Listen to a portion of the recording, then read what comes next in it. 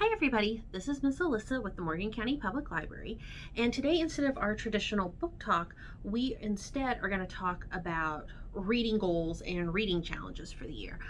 Lots of people this time of year, New Year's resolutions and that kind of thing, lots of people like to set reading challenges for themselves. So, aside from joining, say, their library summer reading program or winter reading program, if they have it, it's just a personal challenge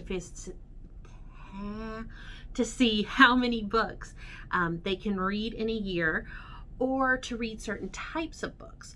And there are a couple of ways of going about this. You can set this all up yourself. You can decide that I'm going to read 50 books this year, and I'm going to read a mystery this month and a fairy tale this month, and kind of go on that way. There are also lots of online reading challenges. So they'll have lists set up that give you an idea of a different genre to read every month, or it'll just be a list that you can kind of go at your own pace to work through to read different books throughout the year. Again, lots of options out there. What I decided to do this year is there are so many reading challenges out there, and so many of them sounded interesting to me. I decided that I would create my own. So we'll talk about that really quick. This is not like one of the library's big programs. This is not summer reading or winter reading. This is just my personal reading challenge for myself that I thought I would share with you. If you would like to join me and read kind of some of the same things I plan on reading, that's awesome. Or if it inspires you to create your own challenge, great. Again, just kind of some ideas to throw out. My plan is I'm going to pick 12, reading tasks, we'll call them, for the year. And I'm going to do a book talk video on each of those tasks each month. Third, the books I read, I'm going to be focusing on grades 2 through 6 with the books I read. So, 1 month I might read a book that may appeal a little bit more to the 2nd and 3rd graders, and then the next time I might read something that, maybe the 4th and 5th graders might like a little bit more. Again, doesn't matter your age or reading level. If you would like to join me and read with whatever you want, awesome. So how are we going to keep track of all of this stuff? Because 12 books, and I'm sure I'll be looking for lots of ideas, and I might find several books that fit a theme that I have, but I can only pick one to read. So how am I going to keep track of all of this? There are apps that you can use to keep track of your reading. You can make, some sort of spreadsheet if you'd like, or you can go very simple. All you need is a notebook. This is one I happen to have in my office, and I've set mine into 2 sections. So the first one I have says read, or it's actually read. So when I finish a book, I will put it on this list. The other one I have in here is my to be read list. You'll often see this abbreviated as TBR list if you happen to look up online challenges. So these are the books that I would like to read. Usually your list of books that you like to read tends to grow pretty quickly, and the chances of you getting to every book on the list are kind of slim because this list is always growing. I keep track of books I want to read on an app as well as a notebook, and I think the list of books I have that I would like to read is well over 100, and I probably add 2 or 3 books to that list every week. So what I'm saying is that list can get big, and don't get discouraged if you never get all the way through your TBR list. It's okay. Next, so how are we going to pick the books that we're going to read throughout the year? So I have, some of you might recognize this. This is what we put prize drawing tickets in for summer reading. I have, I think, 24, 25 pieces of paper in here that have challenges on them from different websites that I found. And what I'm going to do is I'm going to draw out 12 of them, and that's going to make up my personal reading challenge for the year. If you would like to follow along with me, I'm going to post the list of the reading challenges with the YouTube video, so don't worry about trying to write everything down. So let's give a good shake. And let's see what we're going to read this year. Okay.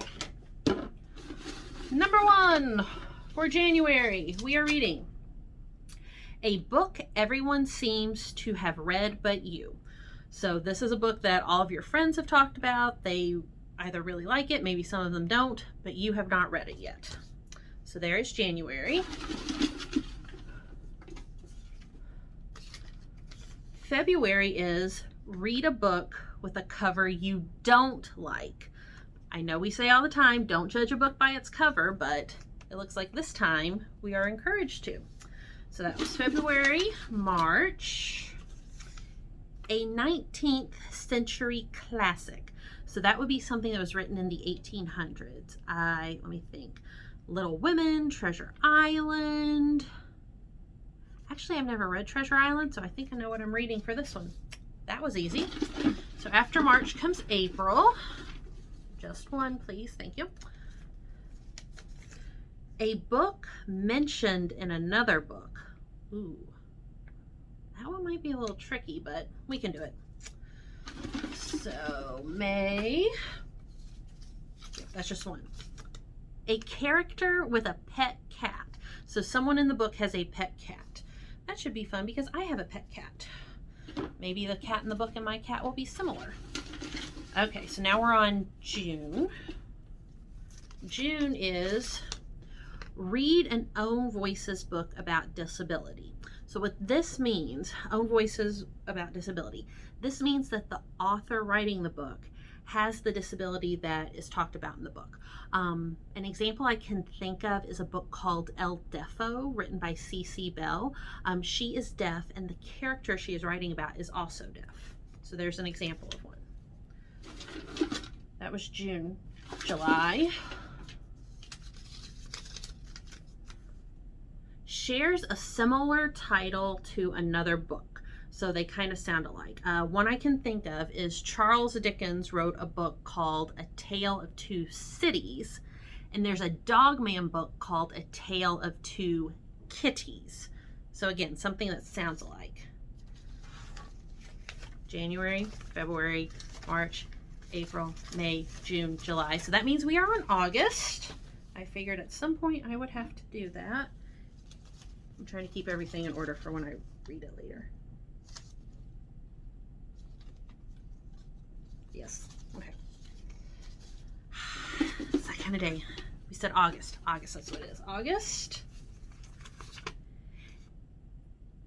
A book whose title starts with the letter Q, X, or Z. The only one I can think of right now is a picture book by Chris Van Allsburg called Zathura. I'm not quite sure the pronunciation. This could be another tricky one, but kind of a fun one to try to sort out. August, September. A book where the main character works at your current or your dream job. October. An autobiography or memoir. So a person is writing about their life. October, November. Read a book about a Native American celebrity. Okay. And last but not least, December. Another zhuzh, another shake. December. A book by a Native American author. Okay. So we're going to look at these real quick. Make sure we did indeed draw out 12. So we have 1, 2, 3, 4, 5, 6, 7, 8, 9, 10, 11, 12. Okay, so we've got our challenge made up. I'm going to try to read these 12 types of books throughout the year, and I will post a book talk of each one every month. And remember, I'm going to be reading for grades 2 through 6, but you do you, boo-boo, and read whatever you like. I hope some of you choose to join me on this challenge, and I hope we have lots of fun doing it. If you have questions, feel free to give me a call or email me, and you can find that information on the library's website, morgancountylibrary.info. Have a good day, guys.